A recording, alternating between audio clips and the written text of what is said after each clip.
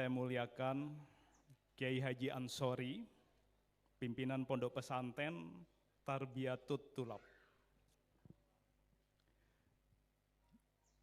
Yang saya cintai dan saya hormati Kiai Haji Alawi Nurul Alam Al-Bantani. Yang saya hormati Kanjeng Raden Temenggung, Fakih sahabat kami. Yang saya hormati Bapak Kasdim Tuban. Yang saya hormati Bapak-Bapak Dan Ramil dan Bapak Kapolsek.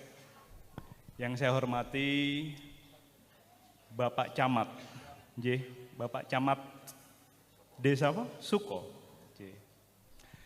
Yang saya hormati dan saya cintai Bapak-Bapak dan Ibu-Ibu pengajian kebangsaan Harlah Nahdlatul Ulama Tuban.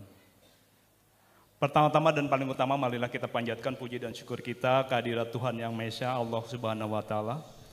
Alhamdulillah pada pagi hari yang cerah ini kita dapat bersama-sama berkumpul untuk melaksanakan kegiatan pengajian kebangsaan. Kalau kata orang tidak kenal maka tidak sayang, boleh ya? Sebentar ya. Jadi saya Kolonel Fajar Wijaya, kebetulan saya lahir di Jombang. Ayah saya dulu itu KKO, marinir di Karangpilang. Saya tinggal di Karangpilang itu dari tahun 77 sampai dengan 79. Kemudian ayah saya pindah ke Jakarta, di Cilandak, di Yon 6. Habis itu Pak Harto pernah bikin perumahan. Karena susah toh, zaman itu tuh susah banget. Ada namanya perumahan nasional. Saya dapat itu di Depok. Jadi saya besar di sana. Mulai dari SD, SMP, SMA saya besar di sana. Sehingga kalau saya pulang ke Jombang, orang Jombang bilang saya orang Jakarta. Padahal saya orang asli Jombang. Ya itu dia. Saya lahir di Kebonrojo, Jombang. Jadi bapak-bapak dan ibu-ibu, saya di pengajian kebangsaan ini ada yang mau saya sampaikan terkait dengan Tuban. Jadi Tuban adalah simpul sejarah maritim, perlawanan asing, dan spirit kebangsaan. Kenapa begitu?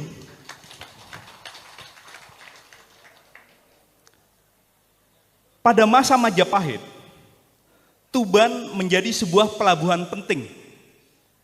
Tuban bukan hanya sebuah pelabuhan dagang, tetapi Tuban adalah pusat peradaban dan pertemuan antar negara.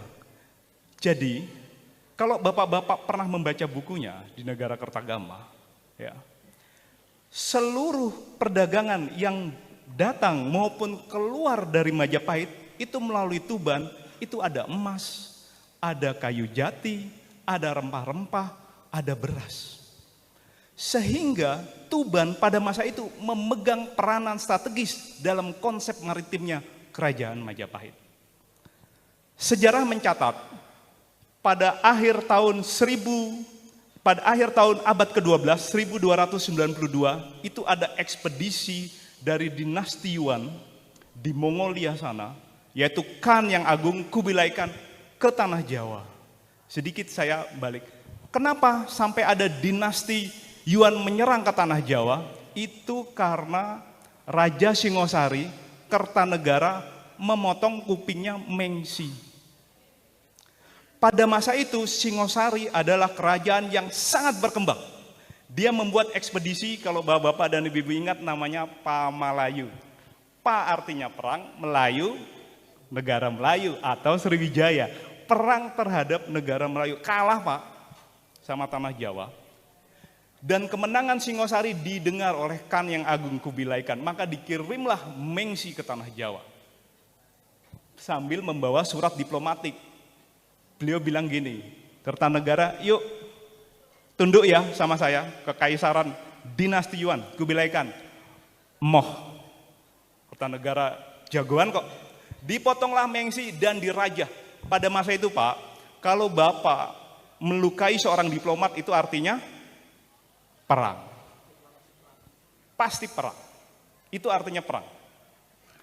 Sehingga kemudian pulanglah Mengsi, marahlah Kubilai Khan, dan ketika itu keadaan politik di tanah Jawa, 2/3 pasukan Kertanegara itu ada di Sumatera, ada di Jambi, dan ada di Palembang. Sehingga kemudian dibokong pasukan gelang-gelang dipimpin oleh Jaya Katwang dari Kediri datang membokong. Kalah Kertanegara. Kemudian menantunya melarikan diri ke Madura, Raden Wijaya. Minta perlindungan ke Arya Wiraraja. Kalau bapak-bapak dan ibu-ibu pernah dengar, ada orang paling pinter se-Cina. Namanya Sun Tzu. Pernah dengar? Pernah dengar ya? Nama ya? Namanya Sun Tzu. Itu orang paling cerdas di Cina. Pada masa itu, orang paling cerdas di tanah Jawa namanya Arya Wiraraja. Dia pandai dalam mengatur politik pertempuran. Sehingga kemudian Raden Wijaya disuruh untuk ngendiko ke Jaya Katwang. Jaya Katwang menerima, kemudian dikasih di Tanah Perdikan, di Desa Tarik yang kemudian nanti berkembang menjadi Majapahit. Turunlah kemudian 3 armada besar dalam sejarahnya, dikeluarkan oleh dinasti Yuan, dipimpin oleh 3 orang panglima, namanya Ike Mese, Senpi, dan Kosing, ke tanah Jawa. Apa yang kemudian dilakukan oleh Raden Wijaya? Pada masa itu dinasti Yuan adalah kekuatan yang sangat besar, negara adidaya. Kalau kayak sekarang Amerika lah, sekarang negara Amerika, gitu. Sudah tahu nih, kira-kira kalau Indonesia sekarang langsung lawan Amerika, bisa enggak Pak? Menang enggak? Saya tanya nih, pertempuran frontal, menang enggak Pak? Face to face. Berat. Akhirnya Raden Wijaya apa? Dia menggunakan deception, penipuan dengan manuver politik. Ini loh, dia deketi Kosing. Ini loh, sebenarnya yang motong Mengsi itu yang tanggung jawab itu Jaya Katwang, karena dia tuh yang bunuh Kertanegara gitu. Ilmu bijui. Orang Jawa ya itu ilmu bijui. Gitu. Akhirnya pada tahun 1292 mendaratlah 3 armada besar ini di Tuban, menelusuri Sungai Berantas sampai dengan ke Kediri. Hancur Pak, kalah. Gabungan kekuatan kerajaan Mongol Kubilai Khan dengan Mojopahit. Habis itu Raden Wijaya bilang, Kosing, saya pulang dulu ya ke Desa Tarik. Ya, saya mau nyiapin upeti buat Anda untuk dibawa ke Kaisar Khan yang Agung Kubilai Khan. Gitu. Pulang ternyata mengatur strategi, diikuti sama pasukan Mongol. Pasukan Mongol pada saat itu mengerahkan 1.000 lebih kapal dengan lebih dari 20.000 prajurit. Apa yang terjadi? Pada masa itu ya, ada seorang adipati yang menjadi salah satu panglima perang utama Mojopahit. Bapak tahu siapa yang dari Tuban? Ronggolawe. Pak, Majapahit tidak akan pernah berdiri kalau kemudian tidak dibantu oleh Adipati Ronggolawe berserta pasukannya dan masyarakat yang ada di Tuban. Tidak akan pernah berdiri Pak Majapahit. Ya. Itu Pak hebatnya masyarakat dan pasukan dari Tuban Pak. Tidak akan pernah berdiri Pak. Gitu. Adipati Tuban Ronggolawe mengatur di setiap pemunduran pasukan mereka itu diatur untuk penyergapan. Sehingga ketika pasukan Mongol sampai di Desa Tarik, itu dihancurkan, dan ketika mereka mundur, dihancurkan secara bertahap. Sehingga hampir 2/3 habis Pak. Habis. Dan mereka akhirnya kembali ke negeri Cina. Ike Mese sama Senpi masuk Pak, pulang ke Cina. Apa yang terjadi di sana? Mereka dipenggal. Ada satu nih Pak, yang namanya Kosing. Apakah dia kembali ke Cina? Enggak. Ternyata Kosing mendarat di Sulawesi Tenggara. Kalau nanti bapak-bapak dan ibu-ibu ke Buton, Kosing mendarat di sana Pak. Mendarat di Buton, nikah dengan orang lokal, ya, kemudian mendirikan kerajaan Buton dengan raja pertamanya bernama Waka. Dan saya kebetulan saya dandim di Sulawesi Tenggara, dandim di Kendari. Itu 5 kabupaten kota Pak, enggak kayak di sini. Kalau di sini 1 kabupaten, 1 dandim ya, 1 kapolres ya. Kalau di Sulawesi enggak, saya 1 kabupaten, 4 bupati, 1 wali kota. Itu. Saking luasnya itu. Di sana itu. Itu saya baca di manuskrip mereka, di pohon silsilahnya, nomor satunya kausing. Sehingga kalau bapak-bapak dan ibu-ibu searching di internet, pakaian adat wanitanya buton, percis plek ketiplek 11-12 dengan orang-orang Mongol. Boleh langsung di searching. Itu dia. Jadi ini mengisyaratkan apa? Berarti Majapahit tidak hanya sebagai kekuatan militer, tetapi kemudian Majapahit membuat sejarah baru sampai dengan ke Indonesia bagian timur. Dan sejarah mencatat, bapak-bapak dan ibu-ibu, sejarah mencatat, Kubilai Khan itu, Mongol itu hanya bisa dikalahkan oleh 5 kerajaan di dunia. Siapa saja? 1, kerajaan Mesir Muslim di Mamluk, 1 itu. Yang kedua, kerajaan Dai Viet di Vietnam, kalah tuh, Mongol. Yang ketiga, kekalahan mereka itu di Kesogunan Kokumura di Jepang, kalah. Tapi walaupun di Jepang sebenarnya nggak kalah sama samurai, itu karena ada tsunami di sana. Dan yang terakhir ada yang namanya Kerajaan Kesultanan Delhi, itu di sebelah utara perbatasan Afghanistan dan India, serta di tanah Jawa. Jadi bapak-bapak dan ibu-ibu, para leluhur kita pada zaman dahulu kala itu orang-orang terpilih, orang-orang terampil yang sama hebatnya dengan penguasa-penguasa yang ada di dunia. Jadi apa? Kita punya genetik seperti itu. Jadi jangan kemudian kita rendah diri, jangan kemudian kita menganggap bahwa ada silsilah orang-orang di luar sana yang lebih hebat dari leluhur kita. Nanti dulu, kita baca dulu. Gitu. Nanti dulu, dibaca dulu. Luar biasa. Sekarang saya mau kasih bukti literatur akademiknya. Kalau suatu negara itu dinamakan adidaya, pada perkembangannya Majapahit menjadi sebuah kerajaan adidaya. Apa sih koridor yang menyatakan sebuah negara itu adidaya? Ini kayak Amerika lah sekarang. Amerika menjadi negara adidaya kalau dia membentuk keamanan bersama. Ada yang namanya NATO. Benar ya Pak? Pernah dengar nggak? Pertahanan Atlantik Utara, NATO itu buatan Amerika Pak. Itu Amerika dan negara-negara Eropa. Kemudian ada namanya Pakta Warsawa. Itu yang di Rusia. Dulu Uni Soviet, sekarang Rusia. Itu di Eropa bagian timur. Majapahit membuat nggak Pakta Pertahanan? Buat. Nanti Bapak baca Negara Kertagama, Pupuh 15. Pupuh 13 dan 14 itu menunjukkan negara-negara bawahan Majapahit. Pupuh 15 itu membahas tentang Mitreka Satata. Jadi Majapahit membentuk keamanan kawasan dengan siapa saja? Sangkayodayapura Ayutthaya, itu ada di Thailand. Ada Singanagari, kemudian ada Champa. Untuk apa? Untuk membentuk dinasti Yuan. Itu Bapak. Kemudian bagaimana refleksinya sekarang? Sekarang kita memang tidak menghadapi invasi dari dinasti Yuan. Kita tidak menghadapi lagi tombak dan pedang. Enggak Pak. Modern, tapi hampir sama polanya. Apa sih yang kita hadapi di zaman modern sekarang Pak? Yang pertama ekonomi. Yang kedua adalah teknologi kemiliteran. Bapak-bapak lihat kan di TV ya, bagaimana Amerika menculik Presiden Venezuela. Lihat ya Pak, bagaimana mereka menghancurkan Pakistan, menculik Osama bin Laden di Pakistan. Luar biasa. Itu Pak. Ya. Itu yang kita hadapi, sama dengan kekuatan elit politik global saat ini. Itu Pak tantangan kita saat ini. Saya mau sedikit cerita sama Bapak, saya pernah sekolah di Belanda, di NATO.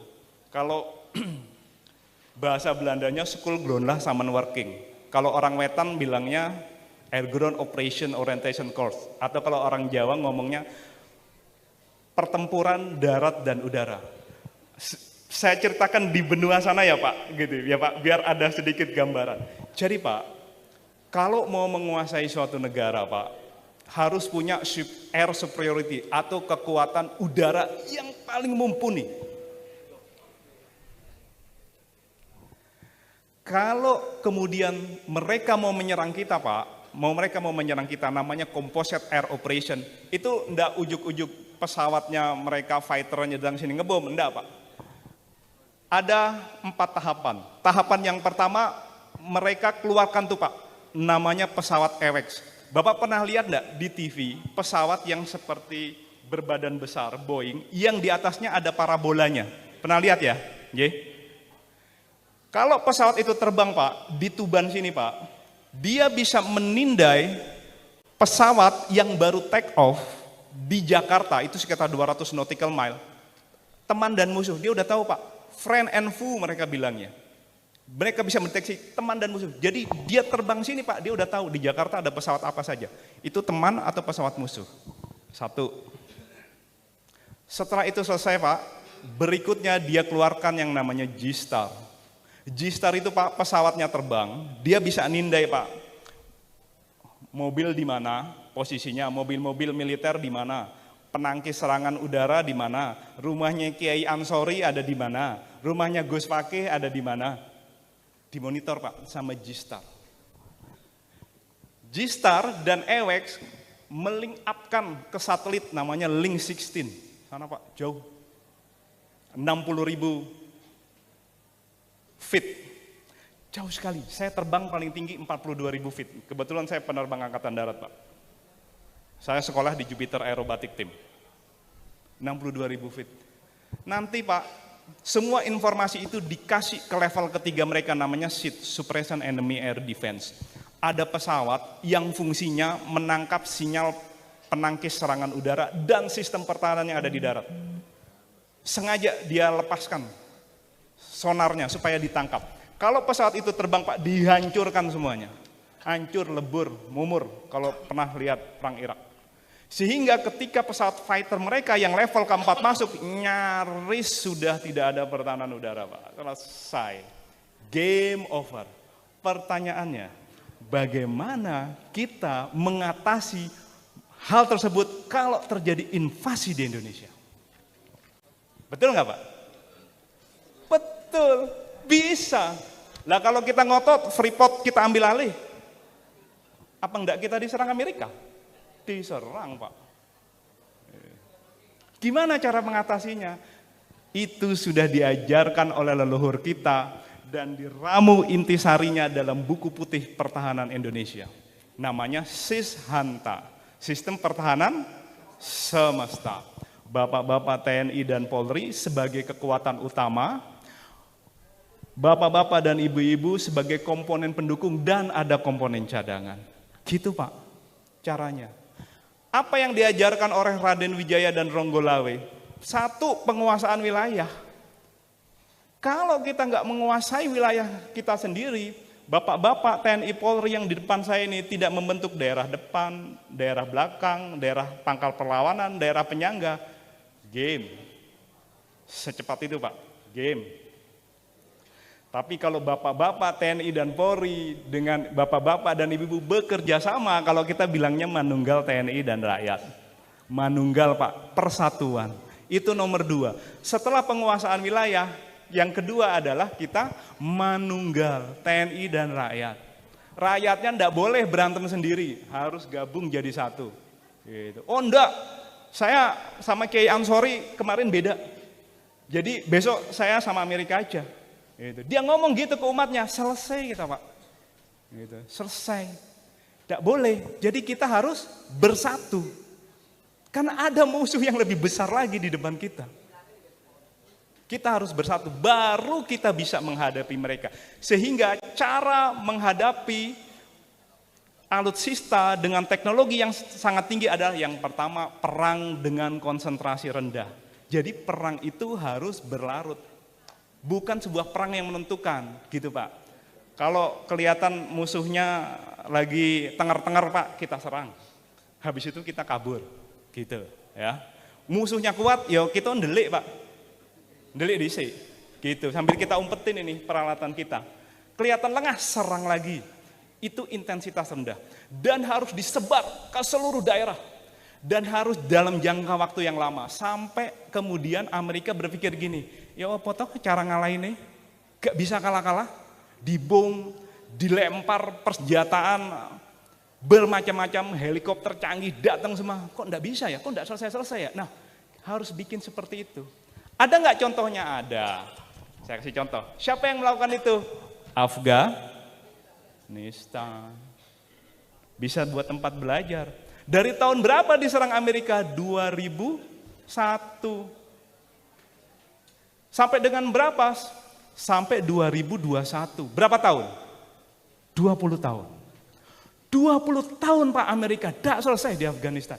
Saya kasih tahu ya berapa biaya yang dikeluarkan oleh Amerika. Mau ya? Saya kasih tahu nih. 20 tahun bertempur di Afghanistan menghabiskan biaya lebih dari 2 juta miliar dolar. Coba saya kasih hadiah. Kalau ada yang tahu rupiahnya. 2 juta miliar dolar. Banyak Pak. Kiai Ansori bisa bangun 1000 pesantren. Itu setelah saya ketik semalam Pak, saya ngetik ini, itu komputer saya sintak error, saking wakeh. Nggih. 37.000 triliun. 37.000 triliun. Kalau kemudian kita hitung per tahunnya, maka dia sekitar 1.800 triliun. Bapak tahu RAPBN kita? Saya kasih bocoran ya. 2.500 triliun. Jadi itu setengahnya. Bayangkan Pak, Bapak Ramangan, pendidikan, gak ada tunjangan kesehatan, semua buat perang. Amerika Pak. Gitu. Jadi cara mengatasinya seperti itu. Gitu. Sehingga Bapak-bapak dan Ibu-ibu, Nahdlatul Ulama dalam sejarahnya mengambil perannya sendiri. Apa ini untuk persatuan dan kesatuan? Apa itu?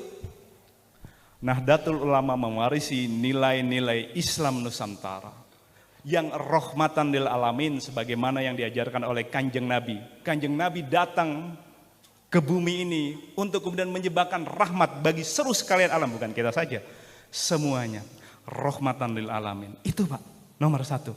Sehingga bagaimana sih kita untuk bisa meneladani Kanjeng Nabi? Ya saya baca kitabnya satu aja Kiai, mohon izin nih, namanya tentara Pak, bacanya cuma satu, As-Samail Al-Muhammadi, itu karangan Ibnu Tarmizi, hanya itu aja bacaan saya.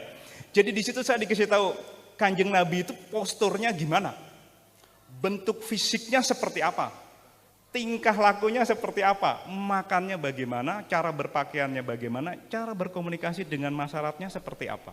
Itu Pak yang saya pelajari, itu aja yang saya baca. Gitu. Satu aja saya enggak kuat Pak, kalau yang lain-lain. Gitu. Karena saya harus latihan sama bapak-bapak tentara ini, harus latihan Pak, latihannya banyak. Gitu. Saya cuma baca satu. Jadi itu, Nahdlatul Ulama itu menjaga keharmonisan antara manusia beragama dan bernegara. Sehingga kemudian jargonnya adalah hubud waton minal iman.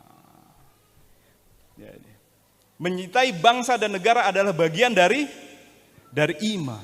Itu bukan hanya sekedar slogan, tapi itu adalah landasan ideologis pertahanan negara kesatuan Republik Indonesia. Sehingga Bapak-bapak dan Ibu-ibu, pada harlah tahun ini, saya melihat bahwa ini bukan sekedar perayaan organisasi, tapi ini adalah komitmen kita untuk membangkitkan kembali semangat persatuan dan persatuan bangsa negara Republik Indonesia. Itu Pak gongnya. Saya berdoa dan saya berharap dari Tuban, dari Jawa Timur, dari keluarga besar Nahdlatul Ulama akan lahir generasi-generasi penerus yang kuat imannya, hebat intelijennya, dan memiliki jiwa kebangsaan yang luar biasa. Sehingga anak-anak kita nanti ke depannya mampu mewujudkan Indonesia yang baldatun toibatun warrobun gawur. Saya rasa itu saja Pak, sedikit dari saya. Terima kasih, mohon maaf atas segala kekurangan. Wabillahi taufiq wal hidayah. Assalamualaikum warahmatullahi wabarakatuh. Waalaikumsalam warahmatullahi wabarakatuh.